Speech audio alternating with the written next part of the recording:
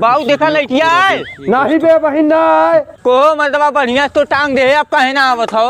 आइए रुक कट ये फिर अबे लाइनिया ना भाई हथवा धक लपेट देते बाबू गोड़ धरता है। खुश रहो ए जिगना अबे बाद में बोला है सोनुआ आई बा करे 4 दिन तो के गायब है कैसे आई इतना जल्दी बाबू मैं ना पढ़बो ना पढ़बे ना ये मैं ना पढ़ मैं चलबो तोरे साथे काम करबो भर्ती उर्ती होते ना एको करे सारे हम मजदूरी करके पढ़ाई लिखाई तो के अब तहु मजदूरी करबे बाबू कराई पड़ी। चल रे कमवा पर बहन बैठा है लेट होत बा कौने कामे पे करे साले तहिन कहत रहे बाबू बिहान तोरे साथे काम में चलब हम इतना पढ़ा लिखा कामे पे चुतिया आई का तली कर साले हमरे गले मथे ताय हले पकड़ अपन भाई कोई बहुत बढ़िया करे बाबू हमें घर से निकाल दिया तोरे जमीन के पूरा कागजात हिम हो जाती अपने नाम रजिस्ट्री कराई कुल। बाबू घबरा जी ने नहीं अपने आप के पढ़ा लिखा चलाक ना है इनसी बड़ा हम चलाक है एक दिन तो तस्लीम ले आई करे रजिस्ट्री अपने नाम कुल खेतवा करा ले आई।